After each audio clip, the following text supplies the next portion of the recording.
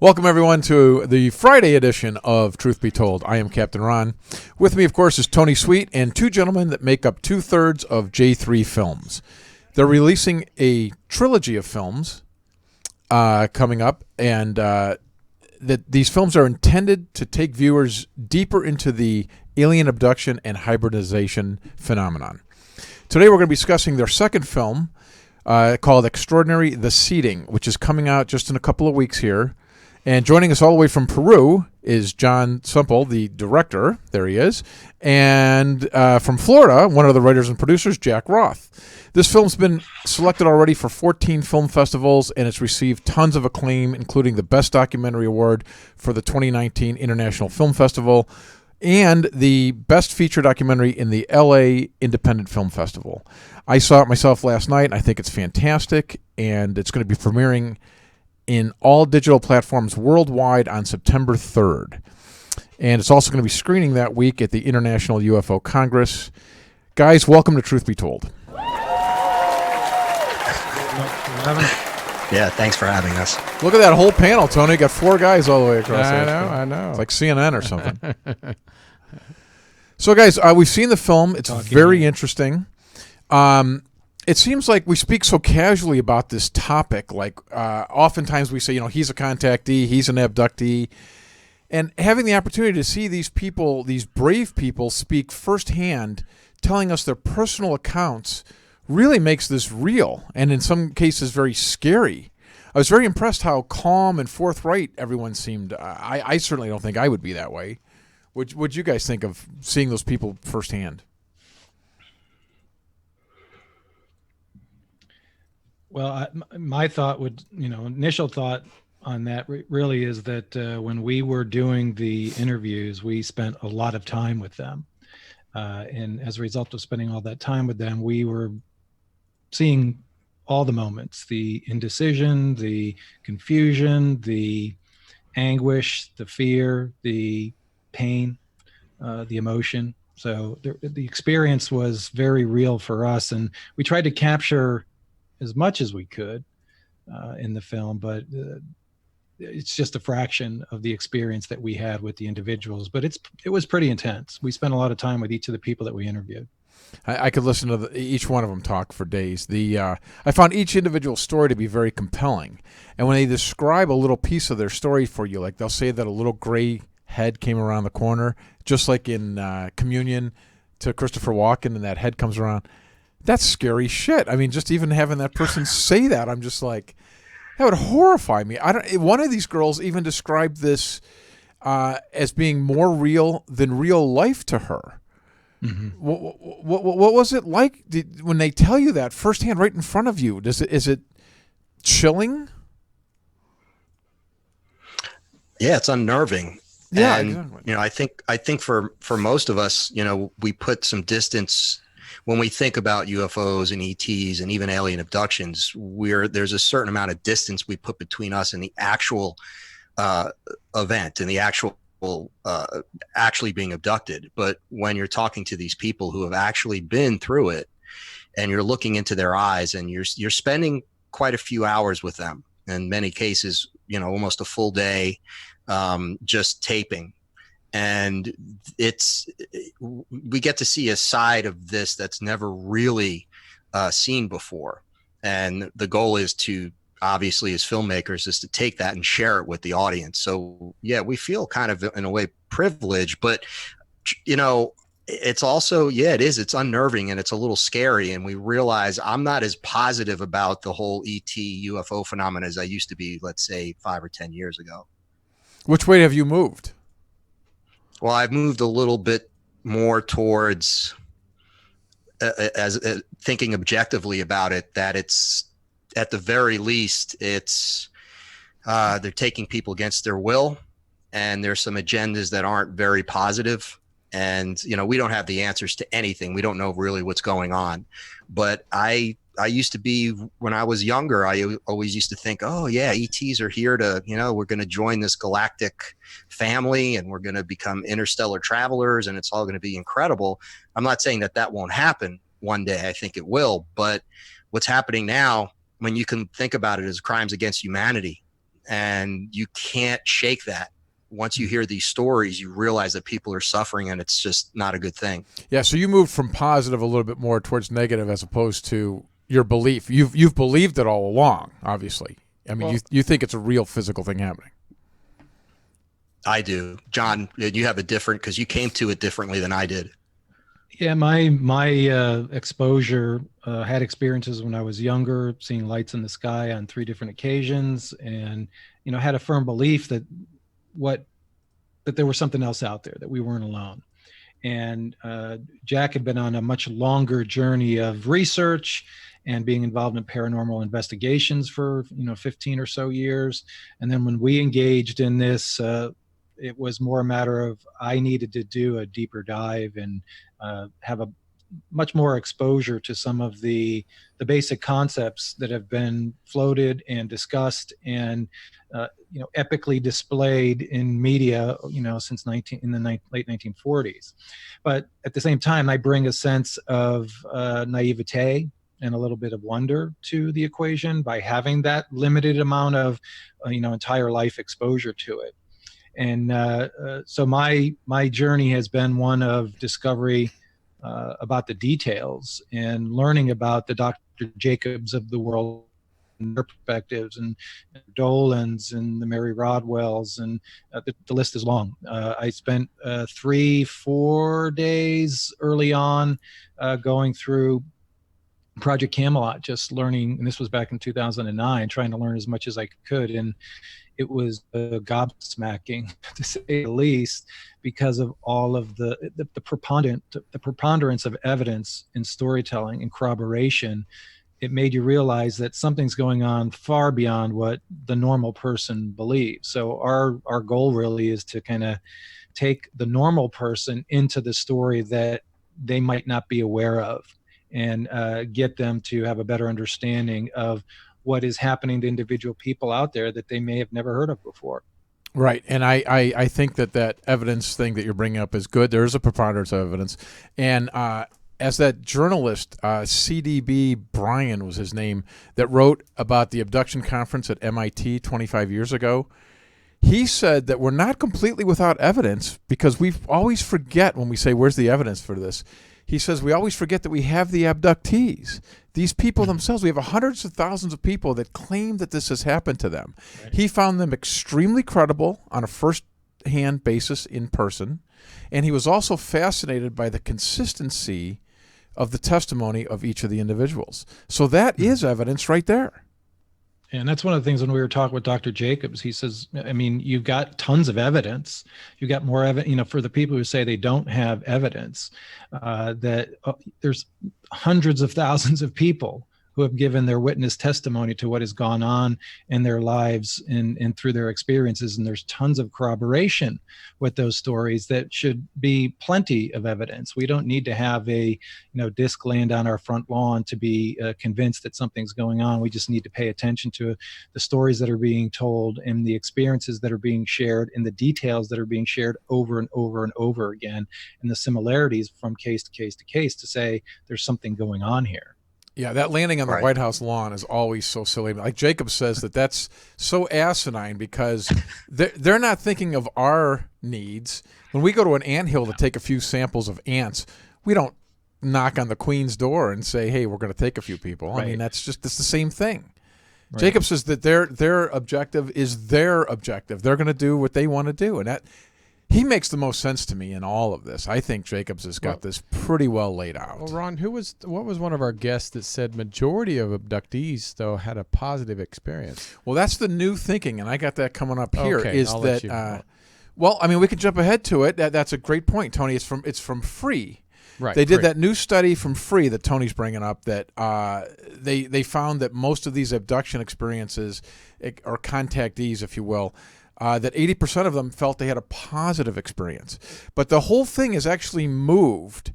Tony and I have been talking about this a lot lately, how this used to be a nuts and bolts physical thing. Physical beings come in the room. There's a physical craft outside that came from another planet.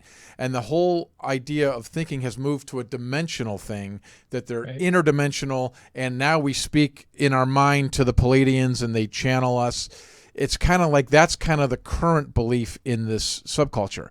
But your film brings us right back to the origins of this and reminds us that there is still a physical thing going on, and that, you know, these people are still physically experiencing this and having babies taken out of their bodies. Right.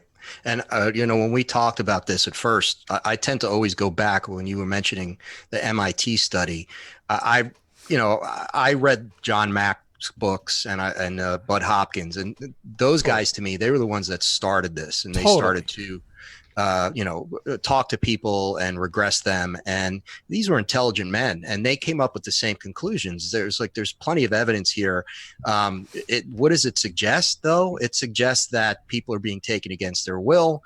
Now, debunkers will always say, well, it's mass hallucination. Now, John Mack was a psychiatrist, so a psychologist. So he understood that it wasn't that. There was just too much evidence to suggest otherwise. So, yeah, I mean, I think that, you know, that's where you go to find the story, is with the people and them telling you. Now, look, that doesn't mean that there aren't people out there who, let's be real, there are people who are mentally ill. There are people who are schizophrenic. Tony, no personal offense, please. Yeah, but he gets that a lot on the show. So. No, but, you know, and I hate to say, but it's the reality. Sure. But they looked at these people and they knew that they were credible people, working individuals who had no prior history of mental illness that were telling these stories. And one of the things that John and I realized early on in this is that none of these people wanted this. These aren't people looking for fame or fortune, because none of them, the exact opposite has happened to them. A lot of times their lives are destroyed by these experiences because they feel like they can't tell anyone. And if they do, their marriages have dissolved over it. They lose, they don't talk to family members. Their careers are ruined because of it. And psychological effects are they're devastating. It's post-traumatic. Really what winds up happening is it's post-traumatic stress syndrome. That's what John Mack said. Mm-hmm. Right. He said he didn't know what the source was. I mean, I don't know if he ever really got to quite alien until the very end, but he came at that so skeptically, and then he realized that people were in post-traumatic stress disorder. And even some of these other people we've had on here, they do post-hypnotic regression for PTSD, and then it just kind of falls into oftentimes being an alien abduction experience. Mm-hmm. And to piggyback on what Jack was saying is that most of the people that we've interviewed over the course of the last several years for the variety of different projects that we've been involved with, some of it's screening for future events or future projects. Some of it's been for the first two films. We're already like into the fourth and fifth film conceptually. So we're working through a lot of conversations with a lot of people. Oh, this is going to go beyond a trilogy, huh? Oh yeah, not just it's more about continuing the journey of a humanistic approach to telling these stories so that it becomes relatable to everybody. Because one of the things that, you know, we witnessed in doing a lot of research in documentaries that were out there leading up to our first one coming out was most of them focus on the phenomena. So it's the phenomena. It's not about the people. We think that by telling stories about the people, you'll have a much better opportunity to connect, because whether you have had an experience or not, you can connect to emotion. You can connect to empathy. You can connect to people who have experienced a sense of loss or trauma. So what we're trying to do is say, make a connection between someone who's gone through a very traumatic experience that might not be alien related, because you're there for them, then maybe you should have the same sort of empathy and energy moving toward people as opposed to away from who've had abduction experiences. But most of the people that we've interviewed would say to us, and would say to, I would say 90%, maybe a little higher than that, have said, I would trade what happened to me to going back to normal any day, because it's not something that I ever volunteered for. I didn't raise my hand. I didn't seek it out. I would. It's just not something. I have a paper cut. I can't come into work the next day. If I saw a being in my room, there's no way. I just have such adoration for these people and how they do that. Yeah. So when I was watching your film, I thought about the possible scientific explanations for this phenomenon. And I often think about there's people that say it could be sleep paralysis, temporal lobe sensitivity, psychopathology, DMT hallucinations, which can very closely replicate an alien abduction experience. But the problem with all of these type of explanations is they don't really cover the pregnancy issue. If you hallucinate in your brain on an overload of DMT, yes, you may feel like you're having this experience of beings around you, but that doesn't make you pregnant. That's a whole other level. And as Dr. Jacobs said, the heart of this issue, the heart of this phenomenon is reproductivity. There's something with our DNA, there's something with the reproductive systems going on that's where this lies. There's these women that are 3 months pregnant. It's a frequent story. We've heard this for 50 years. They're 3 months pregnant. The woman says, I know they came and took the baby out, and they go to the doctor the next day, and he's gone. Mm-hmm. Did you guys have any interaction like with some doctors and confirmation of that kind of thing? We had a conversation with one. Well, we had a conversation with several. And we eventually got one to be, we were like this close to getting him to go on the record. But at the end of the day, the reason why is because they're going to be ridiculed for it. And there's a professional divide there that they're not willing to leap because whole different. And the conversations that I had with this doctor in particular, he said that he was aware of the phenomena. He had dealt with women who have had the experience, and it was something that he could not explain. So, the typical thing is that the body absorbed the fetus, that's a typical refrain from that. And he said that it in his experience was that it was likely something more than that, but he was not comfortable saying that. Yeah, not one of these guys will come out. No, there's not a politician or a doctor that will go on the record with this, and it's because it's still too taboo, and it'll wreck them. You think there'd be one doctor like a Roger Lear kind of guy that would just say, "Look," and then he would be the guy that gets all these patients, right? One guy should just do it and be like the alien doctor, Mm-hmm. You would think somebody would, but it's still too damn. Isn't that crazy? Even, I bet, didn't you guys come across people that wouldn't go on the record with their story of abduction? Yeah, several. We vetted a lot of people before. John and I were on the phone with dozens of people who were telling us their stories, and we had a couple of women who had incredible stories, similar to the ones that actually made it into the film. But they were real tentative about going on film and having their face on camera. And there were a couple who had really, really compelling stories, but in the end they decided, look, I just can't do it. I'm married. I have 2 kids. One woman in particular said, it will destroy my marriage because my husband does not believe in this stuff. And he already thinks I'm crazy. Literally, that's what they say. Wow. And that's horrible for her to be going through that. And another woman it was more a professional issue. So it's not only, it's a societal taboo is what it is. And whether it's professionally or personally. So, yeah. And then there is one woman, which I always mention because I think it's really great that we were able to do this. She, very brave. She wanted to tell her story. She comes from a small town in the Midwest. Where it's very very conservative, very religious. Everyone there is pretty much, either Christian or I think they were Mennonites. But she wanted to tell the story, so we wound up putting her on, but we blacked her out, almost like a mafia witness protection kind of scenario. So you see her silhouette. Yeah. And her voice, we changed just a little bit. So she was brave enough and courageous enough to say, look, I want to be a part of this. I want to help you guys tell this story, but I just can't show my face. It's a shame that still goes on, right, Tony? Like that people, we still can't get more people to come out in the open about this. Isn't that crazy? I have a question. It's just like a serial killer or a rapist. Sometimes they have types. The blonde between 20 and 35. Do you see similarities with certain abductees between a certain age, female? Because I seem to hear more females, or maybe just males don't divulge that. Do you see a type or a certain category that you see as abductees? On the female side, it's fertility.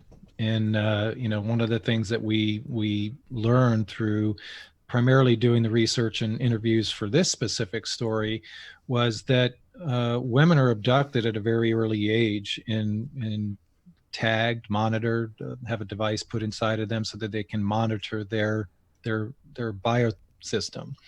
And when they reach the age of fertility is when the abductions for harvesting eggs begin. So it's not something that, they're not picking people out at a certain age. It's more a matter of usually, again, one of the things we've seen is that it's generational. So if there's somebody that has been involved in a program of before, or who has had abduction experiences, it's very likely that it goes back several generations and will move forward several generations. So we don't know what that magic bullet is as to why. Why is one particular person? Is it DNA? Is it blood type? Is it prior experiences from a generational perspective? Right. Probably all of the above. But there's really nothing that we have uncovered that is a kind of a profile. Well, both of those points that you just made, John, that they also speak to if it happens right at a woman's age where she can fertility and generational. These things both speak to the scientific explanations, sleep paralysis or DMT and all that, right out the window, because that has nothing to do with the points you just made, John. Right.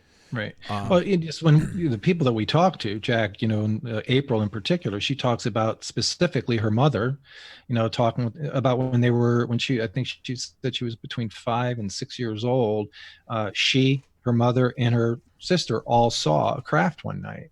And when she was later regressed, she found out that all 3 of them, plus her aunt, was abducted during that time where they had witnessed the craft. And she said she ran out into the front lawn and was waving at it. So, from that point of view, you see an entire family that has that connection to it. And there's another connection, and Jack can probably go into deeper detail on this. It's the military. Right. Yeah. It's incredible. There's so many cases and so many people we've spoken to, and we don't know up front. And they're talking about their experiences. And then we'll ask the question. We never did ask the question at first, but we learned to ask this. So was anybody in your family in the military? And I can't give a percentage, but more above average percentage. Given the Ray Hernandez has that in their study at Free, and there is a percentage. They did 5,000 studies or whatever, and they came up with a percentage. And you're right, the military thing is a certain, I don't remember the number either, but they have an actual number on it. Yeah, it's generational from that standpoint. And I think the reason for that is one of the reasons that people put out there is that it's easier to monitor people that are in your little tribe. So if the military's a part of this, and we're getting into a whole nother area here, but if they have some kind of an agreement with the ETs and they're a part of this, then the best way for them to either supply people to the ETs or be a part of these experiments is to have people within their own family, military family, monitored. And there are some old school, going back 2-3 generations, where you have to remember these guys were, in the 40s and the 50s, where it was like country first, and it's all about national security. They would do anything for their country in the military. And if they were asked, listen, we need to do, this is what's going on, you're privy enough to be involved and understand and know this situation, that a lot of them probably signed up for it. And we can't know that for sure, but a lot of people that we've spoken to, it's like, oh yeah, my grandfather. And then some of them, one in particular, April, her grandfather, I believe, John, correct me if I'm wrong, wasn't he involved? He was on the plane that carried one of the bodies from Roswell to that was the person who was blacked out. Okay. So it was her grandfather. Yeah, there were connections to that. And once she found it out and started asking questions, talked to I think it was a great aunt or another part of the family that validated all of it and said, there was a connection to the military. Amazing. I've heard often that it doesn't really discriminate, that between 5 and 50, Jacob says it's worldwide. It doesn't matter race. It doesn't matter job. Doesn't matter education. It's incredible. Anybody, when I watch these things, I get scared that it could happen to me. You know, that's my fear. And Go ahead. it is something that is scary, and it is interesting too that we've also encountered people both in conversation and even some of the people who have responded to some of our social media posts saying that they're like raising their hand, saying, you know, I want to be abducted. I don't know why anybody would ever want to be abducted. It's not about a tour of a craft and an opportunity to fly through space. Right. It's going to be likely a harrowing experience because, you know, once you're exposed to something like that, your paradigm shifts dramatically. You're not going for a ride. It is a whole different world that you're going to be exposed to. And that's one of the things that a lot of the people that we've spoken to, when they talk about their abduction experiences and what they're shown, they're like, my entire belief system has changed. I've seen things that are going to be happening in the future, and it's scaring me because I can't frame it correctly in my head because of the earthbound structure that I live in, is that everything happens here. You know, we're all in this together, in this, you know, I guess it's a protective bubble to a certain degree because we don't spend the time and energy to think about things from a galactic, cosmic, multidimensional perspective. But once you start to think about that, it changes everything. And, you know, Geraldine Orozco is one of the people that's in our film, and she was, you know, everybody has had a different story, but with her story, once she realized what was happening to her and she connected to the energy, she had like a switch was turned on after, I think it was her second regression, where all of a sudden she was in touch with the electromagnetic energy, and she was very much tuned in to what was going on. She said, I saw everything. I was exposed to the ends of the universe. I've seen everything. I have a complete understanding of the construct in which we live, and it's not what we think it is. We've attempted to try to get deeper and deeper into that understanding with her, but it becomes something that is extremely intellectual and very difficult to wrap your head around because it just doesn't fit what we're dealing with on a day-to-day basis. It's completely different. Right. That's really well put, John. The whole way you explain that. These are the things I think about when I watch these people talk. And what I think about is genuinely when they're telling the story. So I'm laying in my bed, light comes on, I get taken out, this thing jams stuff inside of me. Dead honestly, how do you go to work Monday morning? Honestly, how do these people, I am so impressed with anyone who's gone through something like this, how you continue your lives, how do you go to work, how do you try to have a normal day or plan your meal? I would be so out of my mind. I don't know how, and a lot of them do, they get divorced and they lose their job and all these things happen, but I would be sitting in a corner in the fetal position, period. Right. Yeah. How do you function at all? Is it also a high suicide rate that you know of with abductees? Do you know? That's that not we something don't I'm know. aware of. No, but that's a great question. I've never It is a heard good that question. answered. Yeah. That is really good. I really would like to know that. Well, you know what? Put it this way. I mean, if we're dealing with post-traumatic stress disorder, and then think about all of the veterans that come back from wars and are committing Right. suicide because of post-traumatic stress, if that's the connection there is post-traumatic stress, then you would imagine at least that there are higher numbers than normal. That's a great point. Because those people probably did not even divulge that anyway, so that wouldn't be part of a statistic. That's a great thing. We would never know this Yeah. because they'll take it to their grave. Right. And that's one of the things we're hoping that we will change with this film, is that it's told in a way that it will resonate with people who have had experiences, so that they will feel like there's a tribe. There's people out there just like me, Right. and we're going to encourage them to reach out, and we're going to have a resource link at the end of the film that they can reach out to for to just start the conversation, start the process of connecting with people. At the same time, we also think that people who see this are going to be, I know somebody who's had something they've shared this with me before, let me have that conversation. So if we can get, people starting to engage at that level to say, I had an experience, or I know you had an experience. I think you should talk to somebody about this because it's going to ultimately benefit you as an individual, not to keep that secret, the trauma that sticks with you with that, sharing it. And then two, the collective stories that we can continue to accumulate are going to help people better understand that this is not, just someone in the backwoods of West Virginia getting abducted, on the walk home. And that's another stereotypical thing that's not true at all. It happens in New York City just as frequently. Sure. In fact, L.A. is like where a lot of them happen. So regardless of what this is, I mean, it could be something, I don't know. I'm very, very, very open to it being a physical alien extraterrestrial coming here encounter.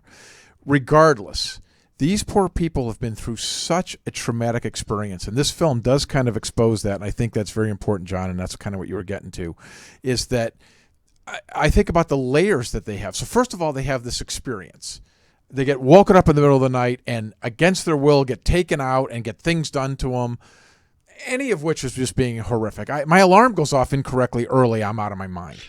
Let alone this other worldly beings taking me out and probing me and whatever. That's horrific. So then, you like the one guy mentions in the film, he runs and tells his buddies, oh my God, you're not going to believe this.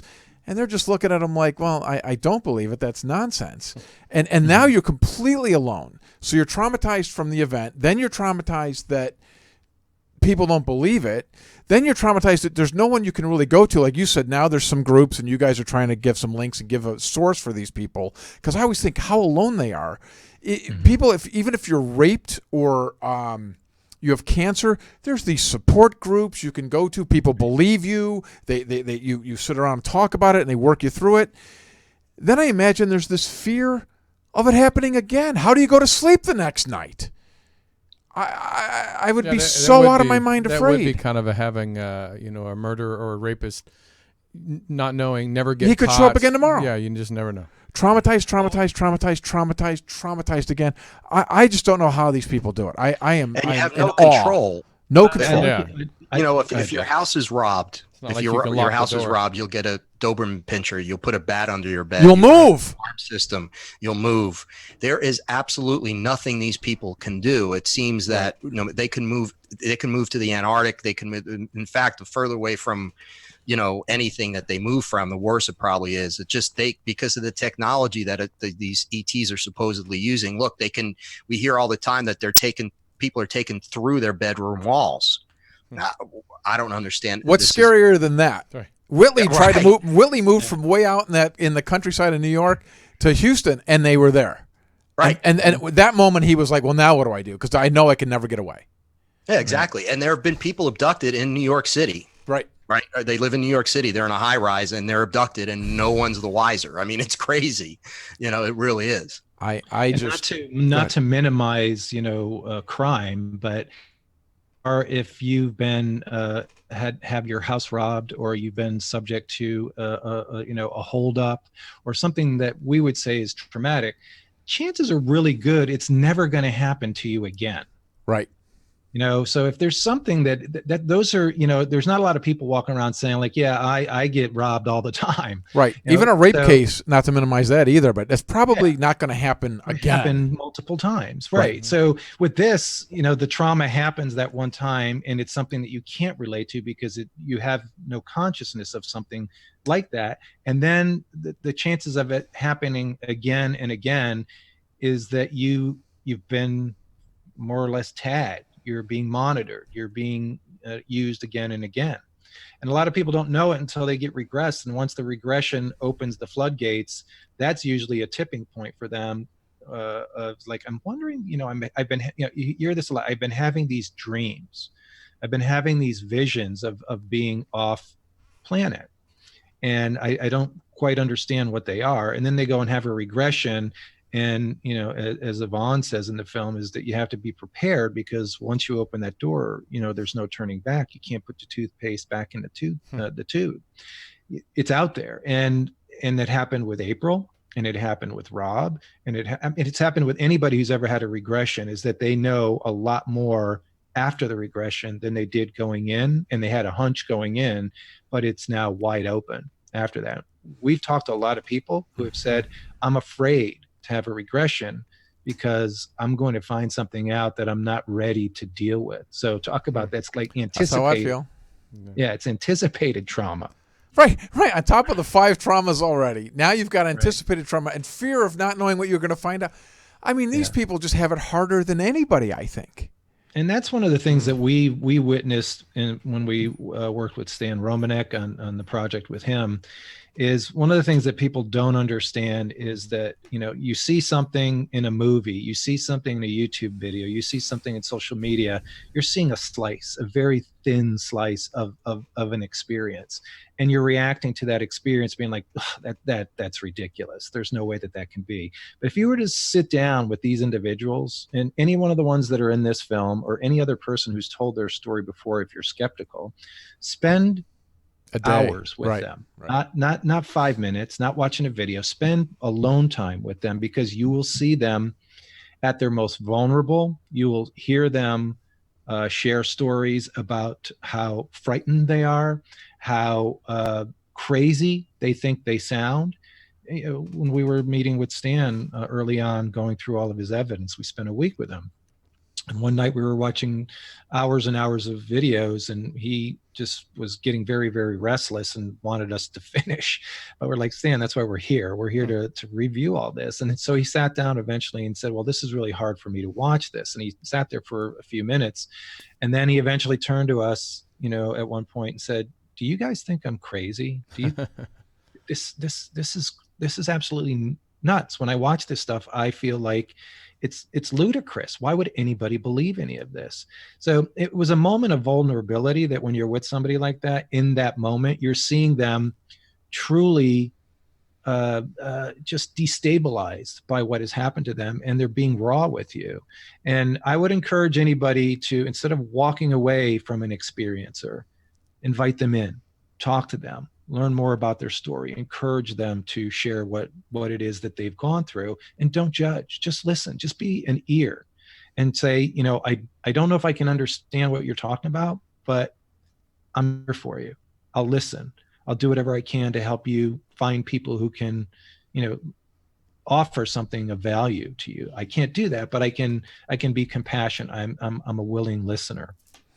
I feel like a lot of these people they probably don't share this with anyone. And they even admit that they didn't share it for years. You'll hear these stories that I never told anyone for 20 years or whatever. Mm-hmm. I feel this film brought out in me, I felt if this happened to me, I think I would tell everybody. I would be like, here it is, because I'd be so freaked. I want to share it. I want to tell everybody. But I would also think about this. What do you think of this notion? It reignited this notion in my head that I first thought about abductees. I would want to be locked in a jail cell with a camera on me and a live person there 24/7. And I would be like sequestered, and I want to know that this is on me. Have you heard about studies? Why can't we get scientific studies of this? You know, these people have these abduction experiences. You know, this girl's pregnant. Let's put her in this cell. Let's have live people there with her and cameras on them and cameras on her 24/7. And if no abduction happens, well, then great, you've beat the system. Or if it does, you know, then we have that facts, or, you know, let's try to get to this. But if it's interdimensional, you may not even visually see it. Well, they're saying it's not happening in her head. They've taken the baby out of her body. True. But so if you got it on camera and you got them in a room. But look at like remote viewing. I mean, you know, people claim they do surgeries, well, that's a good point. Not even being in the same room. That's a good point. Or even in the same state or if country. humans can supposedly do that, surely. I mean, surely. Yeah, but you make the point, though, that it would be in a construct that we understand. That's true. And that's one of the things that I think is the biggest challenge with this, is that we have to start thinking differently. Right. We have to not look at it as like, well, there's going to be something that comes through the wall. There's going to be something that suspends, you know, time and we see the operation occur, or we see the person transported. It may be something completely different that we can't. I'm certain that you're right, John. I'm certain that you're right, but I would still want to try that. I would do everything I could to try to. It's kind of like carbon dioxide. We don't sit there and stare at the front door waiting for carbon dioxide to come through the door.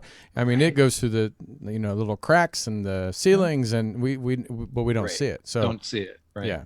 But you know what? There's another factor we're not considering, and that is if they don't want us to know, then we're not going to know. Exactly. So and that could come from two sources, the ETs and the government/military.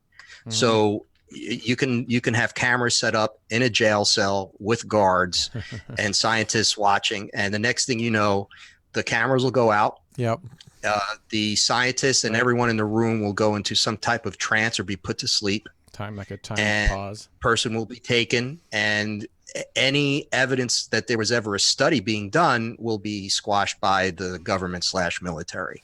So that's the other factor. That's true. That's part of the reason why I think this hasn't happened yet. And you nailed it there. That like Dr. Jacob says, how this is clandestine by choice. If they wanted us to know, they would. Well, there's probably a lot of doctors that have done studies like that, but they're not willing to. Researchers that have done studies that don't fit into the like, I'm doing this for the purpose of reporting it, but they're doing it because there's a curiosity there, or somebody's brought a story to them that they don't quite understand. And you think of people like Dr. Weiss with the past life regressions that he did. He didn't look for it; it found him, and then he moved forward with it. And I'm sure there's people out there right now who have done things that they're just waiting for the right time to share their story, whether it is it's too early in my professional career for me to jeopardize my livelihood by sharing something, whether they're a government person, whether they're a scientist, whether they're a physician. There might be people willing to share more, but they just don't feel like the time is right, or that it will jeopardize or if it's connected to something related to the government, it's not, I don't want to raise my hand and be targeted. Even if this is way beyond us, wouldn't you still want to see the scientific community kind of embrace this a little bit and take a serious look at this in some way? Yeah, absolutely. But, again, say goodbye to your tenure. Well, see, that's the problem. See, it sucks. No one's going to ever do anything about this because they're all going to laugh at it. It just sucks. Well, John Mack did. Yeah. It's few and far, and then we lose a guy like him, and that's a huge blow to the whole thing. Mm-hmm. When you're interviewing a lot of these abductees, experiencers, are you seeing it mostly grays? And if it's different types of aliens, is it different procedures, or are they all doing the same thing with reproduction? John, I'll start this, and I know you'll add to it. So we get good at this, by the way, John and I. We tag team answers. That's good. So basically, and it's a great question. The phenomena itself, the abduction phenomena, is fairly they're all fairly similar in what's happening to them. And the details, it's in the details where they can change a little bit. You hear about the grays a lot. Right. But we've also heard the reptilians, insectoids, and also the tall blondes, the Nordics. And a lot of times, and this is where it gets really confusing, is that there's a combination of. So you can see a reptilian or an insectoid in the background, kind of in charge. And then the grays are going about doing all the experimenting. Mm-hmm. And they're following the orders of either the reptilian or the insectoid. And then a lot of times it's a screen memory. We hear about the tall Nordics, and they make, and that this is another conversation, but they seem to, if you're going to get abducted by anyone, any one of these, I'd prefer to get abducted by the tall Nordics, very attractive, tall, blonde looking people, rather than a reptilian. So, but what a lot of people suggest is that those are screen memories. So they're really not really tall, blonde, very attractive people that are abducting you. They're really reptilians, but they're using a screen memory so you don't flip out and freak out while the procedure is being done. I'd freak out if any of them were in the room. Well, I just told Ron, I'll make it real quick. So when I was a kid, probably 7, 8 years old, me, my mom, my brother, and sisters all saw a UFO. I was too young. I don't remember a lot of it. And it was in Kansas. And I talked to my mom. She said, oh, yeah, I saw it, and she kind of explained it. But I talked to my sister the other day. My mom passed away. And my sister got really detailed about it. She said that we went out to the middle of the country. We saw it. It followed us. It was a triangle inside a triangle. My mother apparently called the Air Force Base in Wichita apparently the Air Force came down and greeted my mom. She went out and took them to where we saw it. They brought people down and did testings. But my sister said that night, and she was probably, I'd say 16, 17, because she's a little bit older than I am. Fertile. She had a very vivid dream where she saw tall, blonde, alien. She just said they looked tall, looked like, blondes, like, because we were all blonde like us. And she said when she woke up in the morning, her socks, she had her socks on, she said, and they were soaked, like she had been walking outside. Mm-hmm. And so I was just like, holy crap. And so when you said that's one of the, I was like, okay, that's kind of what my sister said just like 2 days ago. Yeah, you should get regressed. Yeah, I think I might have her do that. Like I said, I was too young. I was like 7 or 8. But live on the air. There's a show. That would be good. Have her get regressed live on air. Watch, it's nothing. We fell in a pond outside in the backyard. She was drinking. Yeah. We have about 4 minutes left. So you want to promote that a little bit more? I want to find out about you. You guys want to just tell us a little bit, like just what the third installment's going to be, ish. Yeah, the third film is going to be what we're trying to do is we're targeting the middle of the masses. So the bell curve, the center of the bell curve. So the people who already believe this already believe it. They don't need a lot of nudging along, but we want to present information in a way that will guide people to do their own research, to ask their own questions, to take it a little bit further. So the third film is will move more deeply into a look back at the history to indicate that this is not something that's just been happening since 1947. There's plenty of evidence. There's shows on television dedicated to it and films that have been done specifically to that. So we're just going to reinforce that. But we're going to also explore 3 particular paradigms that all 3 of these paradigms believe that there is Uh-oh. Oh, did we lose him? I think he froze for a second.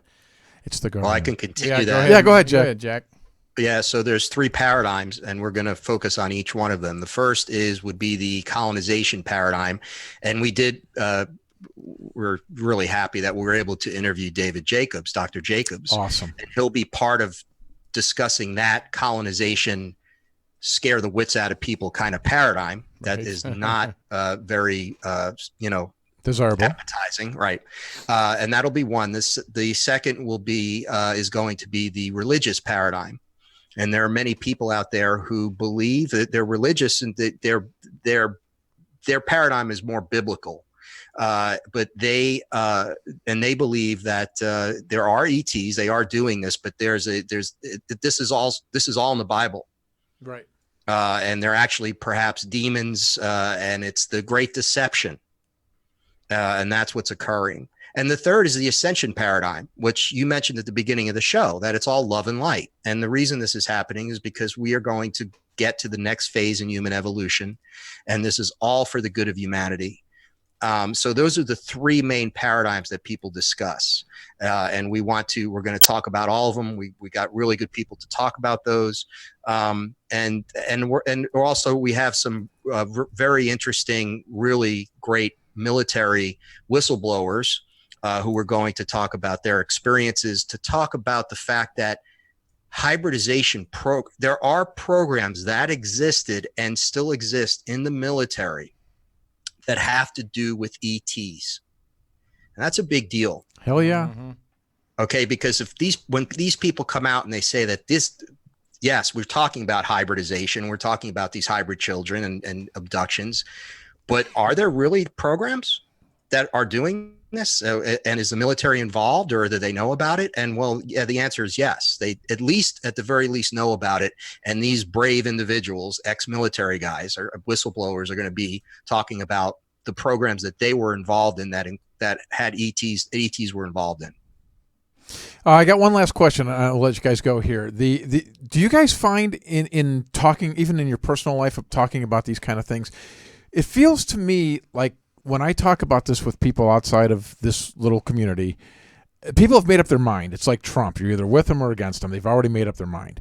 It's the same thing here. And it's like either they already don't believe, and no matter what I tell them or what evidence there is, they've already made their decision, or they're on board and they believe everything. What do you guys find?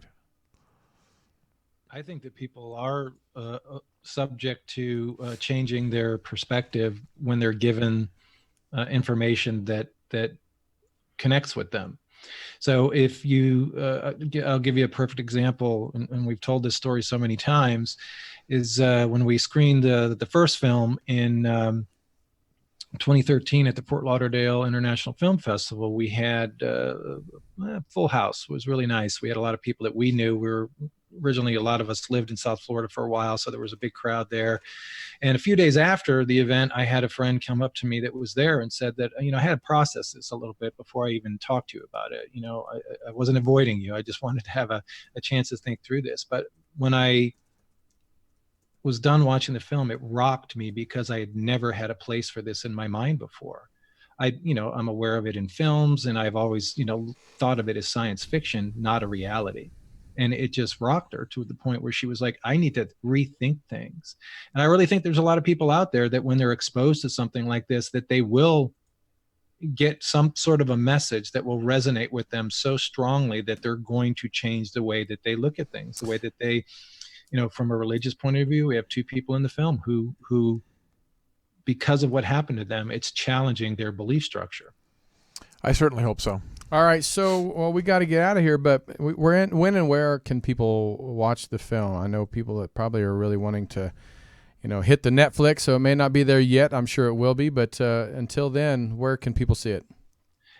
We will be launching on September 3rd at 3 a.m., so early that Tuesday morning, right after Labor Day. If you want to, well, that's convenient. Pre-order the film. You can pre-order it by going to our website, theextraordinarytheseating.com. Has the trailer as well as some of the pre-orders that you can pre-order on Vimeo as well as on iTunes.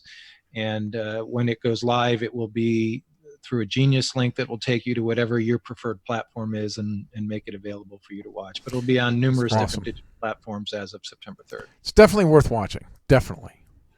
Well, we appreciate you guys, and always come back anytime you have another let's project. know about the next one, right? Yeah, absolutely. Well, we're planning on having that one released around the same time next year. So perfect. Let's make a date. You got it. Ron will great. Bring wine and flowers. Wine, flowers. August 16th, 2020. Okay. All right. Thanks a lot, guys. Appreciate it. Sounds good. Thank you. Make sure you guys. Good luck with the film. Yeah, Thank please. you. All right, everybody, make sure you subscribe, share this show, and we really appreciate you spreading the word for our show, Truth Be Told, with Captain Ron, Tony Sweet. We'll see you next time.